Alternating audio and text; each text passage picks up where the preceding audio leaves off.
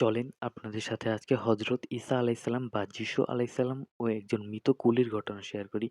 হজরত ঈসা আলাইসাল্লাম এর কিছু অলৌকিক মুজিজা ছিল। তিনি আল্লাহর আদেশে মৃত ব্যক্তিকে জীবিত করতে পারতেন। একদিন হজরত ঈসা আলাইসাল্লাম কবরস্থানের পাশ দিয়ে যাচ্ছিলেন। আল্লাহর হুকুমে তিনি কবরের একজন মৃত ব্যক্তিকে জীবিত করলেন। মৃত ব্যক্তি কবরের মাটি ঝেড়ে উঠে দাঁড়ালো।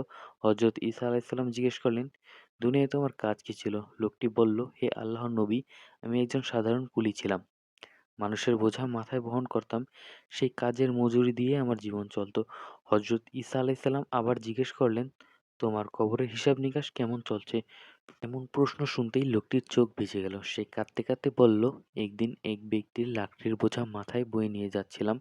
হঠাৎ দাঁতের পাখি কিছু একটা আটকে গেল। মালিকের অনুমতি ছাড়াই সেই বোঝা থেকে ছোট্ট একটি কাঠি ভেঙে দাঁত খিলাল করলাম। মৃত্যুর পর আল্লাহ আমাকে জিজ্ঞেস করেছিলেন, অমুক ব্যক্তি তার অর্থ দিয়ে কাঠ কিনেছিল। তুমি মজুরিও পেয়েছিলে সেটা বয়ে নেওয়ার জন্য।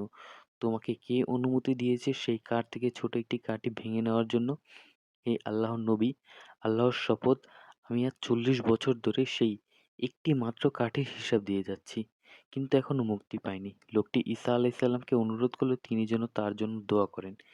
এখানে শিক্ষণীয় বিষয় হলো মানুষের হক আল্লাহর কাছে অত্যন্ত গুরুত্বপূর্ণ বিষয়। একটি ক্ষুদ্র কাঠের মতো জিনিস ও যদি কারো অনুমতি ছাড়া নেওয়া হয়, কিয়ামতের দিন তারও কঠোর হিসাব দিতে হবে। সূত্র আজ জায়রুল ফাহ ও ইমাম ইবনুল জাউজি রাদিয়াল্লাহু তাআলা।